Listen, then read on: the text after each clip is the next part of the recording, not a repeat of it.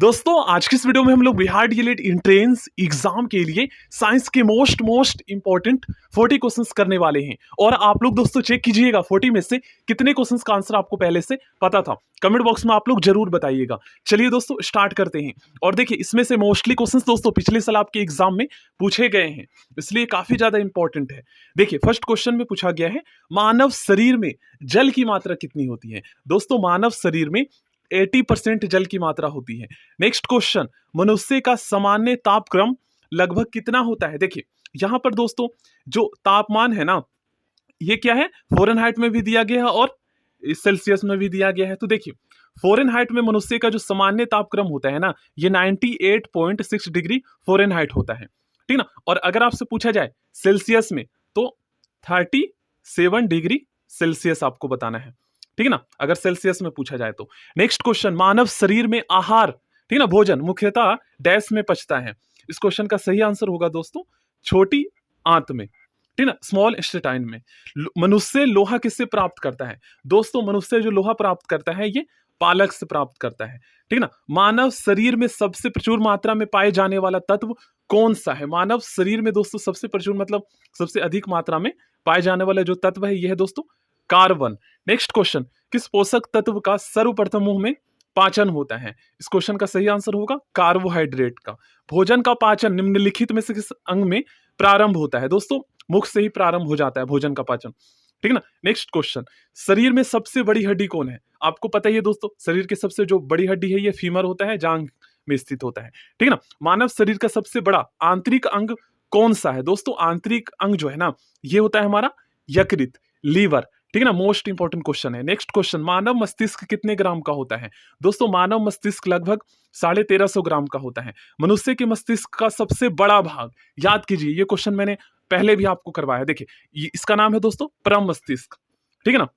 देखिए ये होता है दोस्तों परम मस्तिष्क, ठीक ना, और ये हमारे मस्तिष्क का सबसे बड़ा भाग है। अब इसे इंग्लिश में जो है ना सेरेब्रम कहते हैं। और एक होता है लघु मस्तिष्क जिसे इंग्लिश में सेरेबलम कहा जाता है, ठीक है, याद कर लीजिएगा। अब इनका क्या कार्य है ये भी क्वेश्चन एग्जाम में पूछे जाते हैं, तो इन्हें आप लोग जरूर याद कर लीजिएगा। देखिए सेरेब्रम का क्या कार्य है, परम मस्तिष्क का, यहाँ पर आप लोग सब पढ़ सकते हैं। और सेरेबलम जिसे लघु मस्तिष्क कहा जाता है, इस पार्ट को, इसका क्या काम है। नेक्स्ट क्वेश्चन मोस्ट इंपॉर्टेंट है, शरीर में सबसे लंबी कोशिका कौन सी होती है। दोस्तों मानव शरीर में सबसे लंबी कोशिका जो है ना ये तंत्रिका तंत्र की कोशिका होती है, जिसे इंग्लिश में न्यूरॉन भी कहा जाता है, ठीक ना, तंत्रिका कोशिका भी कहते हैं इसे। नेक्स्ट क्वेश्चन मोस्ट इंपॉर्टेंट है, शरीर की सबसे छोटी ग्रंथि कौन सी है।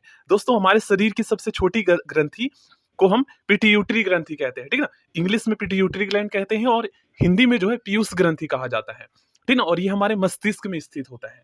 आई होप आप लोग समझे होंगे। नेक्स्ट क्वेश्चन करते हैं, शरीर में मास्टर ग्रंथि किसे कहा जाता है। देखिए पिट्यूटरी ग्लैंड को ही दोस्तों मास्टर ग्रंथि के नाम से भी जाना जाता है, ठीक ना। इसका सही आंसर ऑप्शन ए होगा। अगर आपसे पूछा जाए दोस्तों कि मास्टर ऑफ मास्टर ग्रंथि, ठीक ना, किसे कहा जाता है तो पीनियल ग्रंथि को कहा जाता है, ठीक है, याद कर लीजिएगा। नेक्स्ट क्वेश्चन करते हैं। और देखिए हमारे शरीर में कुल 3 प्रकार की ग्रंथियां पाई जाती है, ये भी आपको पता होना चाहिए, ठीक ना। एक होता है अंतःस्रावी ग्रंथि, एक होता है बहिःस्रावी ग्रंथि और एक होता है मिश्रित ग्रंथि, ठीक ना। तो जो अंतःस्रावी ग्रंथि होते हैं ना, इसे हम इंग्लिश में इंडोक्राइन ग्लैंड्स कहते हैं। ये हार्मोन रिलीज करता है हमारे रक्त में। और जो एक्सोक्राइन बहिःस्रावी ग्रंथि होता है वो दोस्तों एंजाइम रिलीज करता है, ठीक है, याद होना चाहिए। और जो मिक्स ग्लैंड होते हैं ये दोनों एंजाइम एंड हार्मोन दोनों रिलीज करता है, जैसे अग्नाशय, ठीक है ना, पैनक्रियास। नेक्स्ट क्वेश्चन, आप मानव शरीर में उपरोस्थि को कहां पाएंगे। जांघ में।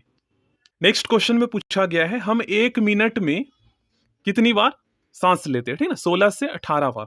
नेक्स्ट क्वेश्चन, टीबिया नामक हड्डी कहां पाई जाती है। दोस्तों टीबिया नामक जो हड्डी है ना ये पाई जाती है हमारे टांग में। नेक्स्ट क्वेश्चन, वह अंग जो मानव शरीर में पित्त उत्पन्न करता है उसका क्या नाम है। उसका नाम है दोस्तों यकृत, लीवर, ठीक ना। अपथॉल्मिक किससे संबंधित है, यह संबंधित है दोस्तों आंख से, ठीक ना। मानव शरीर में कौन सा पदार्थ तत्कालिक ऊर्जा का मुख्य स्रोत है।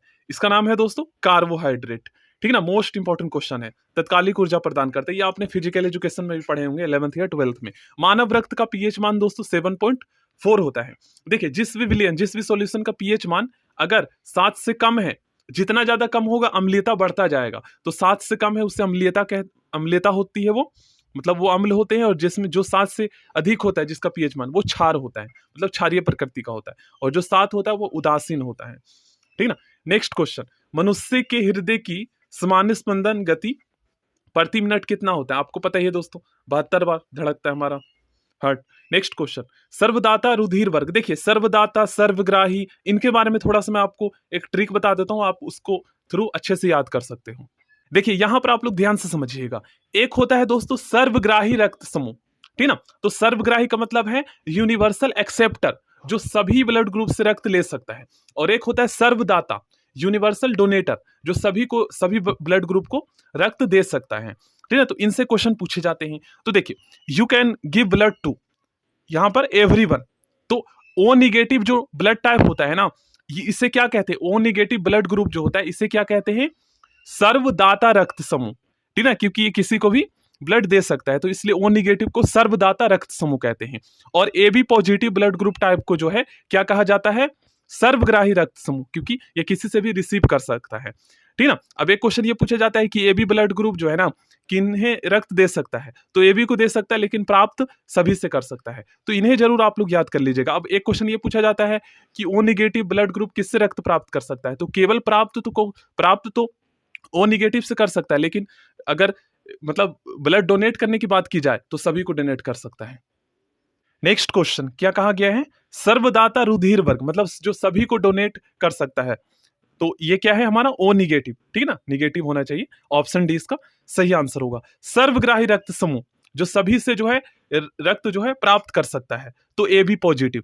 देख लीजिए फिर से मैं आपको शो कर देता हूं, सर्वग्राही रक्त समूह, ठीक ना, ए बी पॉजिटिव था हमारा, देखिए एवरीवन, सबसे प्राप्त कर सकता है, ठीक है ना। तो सर्वग्राही यूनिवर्सल एक्सेप्टर कहते हैं ए बी ब्लड ग्रुप को। नेक्स्ट क्वेश्चन काफी ध्यान से समझ के आंसर करना पड़ेगा। देखिए A B positive blood group को क्या कहा जाता है? सर्वग्राही, जो सभी से रक्त प्राप्त कर सकता है, ठीक है ना, यूनिवर्सल एक्सेप्टर कहा जाता है। तो सभी से रक्त प्राप्त कर सकता है, लेकिन रक्त किसे दे सकता है? केवल ए बी पॉजिटिव को। फिर से मैं शो कर देता हूं यहां पर आपको, देखिए कैन गिव, ठीक है ना। देखिए, तो इस क्वेश्चन का सही आंसर ऑप्शन बी हो जाएगा, केवल ए बी पॉजिटिव को ही।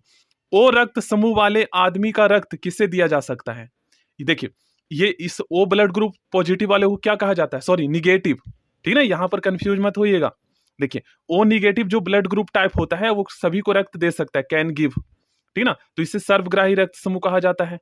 अब क्वेश्चन में क्या पूछा गया है दोस्तों, देखते हैं हम। इसमें पूछा गया है कि ओ रक्त समूह वाले आदमी का रक्त किसे दिया जा सकता है? तो इसे क्या कहा गया? सर्वदाता, तो सभी रक्त समूह को, ठीक ना, ऑप्शन डी इसका सही आंसर होगा। नेक्स्ट क्वेश्चन मोस्ट इंपॉर्टेंट है, मानव शरीर में रक्तचाप ब्लड प्रेशर निम्नलिखित द्वारा नियंत्रित होता है, मतलब किस ग्रंथि के द्वारा नियंत्रित होता है? तो उस ग्रंथि का नाम है दोस्तों एड्रिनल ग्लैंड, ठीक है ना, इसे हिंदी में अधिवृक्क ग्रंथि कहा जाता है। ये जो है नियंत्रित करता है ब्लड प्रेशर को। नेक्स्ट क्वेश्चन करते हैं, इंसुलिन की कमी के कारण होने वाला रोग। देखिए, इंसुलिन की कमी से आपको पता ही है दोस्तों, डायबिटीज होता है। देखिए, इंसुलिन क्या करता है? हमारे रक्त में शर्करा की मात्रा को नियंत्रित करता है। और अगर आपसे पूछा जाए कि इंसुलिन हार्मोन, ठीक है, इंसुलिन हार्मोन है, एंजाइम नहीं है, इंसुलिन हार्मोन कौन सी ग्रंथि जो है स्रावित करता है, मतलब कि रिलीज करता है? तो इंसुलिन दोस्तों अग्नाशय ग्रंथि पेनक्रियास के द्वारा रिलीज किया जाता है। और जब पेनक्रिया जो है ना इंसुलिन हार्मोन रिलीज करना कम कर देता है या बंद कर देता है, तो ऐसे में रक्त में जो शर्करा की मात्रा होती है उसको तो नियंत्रित हो नहीं पाता, तो इस वजह से डायबिटीज हो जाता है, ठीक ना। नेक्स्ट क्वेश्चन, मानव शरीर में क्रोमोसोम की संख्या कितनी होती है? 46, ये तो आपको पता है, 23 जोड़े। नेक्स्ट क्वेश्चन, ह्यूमन यूरिन का पीएच मान कितना होता है? तो ह्यूमन यूरिन का दोस्तों पीएच मान होता है 6। नेक्स्ट क्वेश्चन, मानव शरीर की सबसे छोटी हड्डी, आपको पता है ये कान में स्थित होता है, स्टेपिस, ठीक ना। नेक्स्ट क्वेश्चन, मानव शरीर का सामान्य तापक्रम, देखिए यहां पर डिग्री में दे रखा है, अगर फ़ारेनहाइट में पूछा जाए तो 98.6 डिग्री फ़ारेनहाइट आपको बताना है, और अगर सेल्सियस में पूछा जाए तो 37 डिग्री सेल्सियस। इंसुलिन स्रावित होता है पेनक्रियास, ठीक है ना, अग्नाशय ग्रंथि से। लाल रक्त कण का निर्माण कहाँ होता है? देखिए दोस्तों, लाल रक्त कण का निर्माण अस्थि मज्जा, बोन मैरो में होता है, ठीक ना। एक वयस्क मनुष्य में रक्त की औसत मात्रा कितनी होती है? तो एक वयस्क मनुष्य में रक्त की औसत मात्रा 5 से 6 लीटर होती है। लाल रक्त का आकार कैसा होता है दोस्तों? तो लाल रक्त का आकार गोलाकार होता है, ठीक है ना। नेक्स्ट क्वेश्चन, मनुष्य का सामान्य रक्तचाप ब्लड प्रेशर कितना होता है? 120/80 मिलीमीटर ऑफ मरकरी, ठीक ना, mmHg, इसको इसमें मापा जाता है, ठीक ना, मिलीमीटर ऑफ मरकरी में। और अगर आपसे पूछा जाए कि मनुष्य का जो रक्तचाप है ना, ब्लड प्रेशर, किस यंत्र के द्वारा मापा जाता है, तो उस यंत्र का नाम है स्फिग्मोमैनोमीटर, ठीक है, स्फिग्मोमैनोमीटर। नेक्स्ट क्वेश्चन, रक्त को जमाने में कौन सा प्रोटीन उपयोग में आता है? मोस्ट इंपॉर्टेंट क्वेश्चन है, फाइब्रिनोजेन, ठीक ना, फाइब्रिनोजेन। नेक्स्ट क्वेश्चन, शरीर में हीमोग्लोबिन का क्या कार्य है? आपको पता है दोस्तों, शरीर में जो हीमोग्लोबिन होता है ये हमारे शरीर में जो है ऑक्सीजन का परिवहन करता है, मतलब ऑक्सीजन युक्त रक्त को शरीर के विभिन्न अंगों में पहुंचाता है। हीमोग्लोबिन में उपस्थित होता है दोस्तों, आपको पता है हीमोग्लोबिन में जो है आयरन उपस्थित होता है, और इसी की वजह से हमारा जो रक्त का रंग जो है ना ये लाल होता है, आरबीसी का, ठीक ना, क्योंकि आरबीसी में जो है हीमोग्लोबिन लौह युक्त एक प्रोटीन है जो कि उपस्थित होता है, और इसी की वजह से आरबीसी का जो रंग है वो लाल होता है, और आरबीसी हमारा रक्त का ही एक भाग है, तो इस वजह से रक्त का रंग लाल होता है।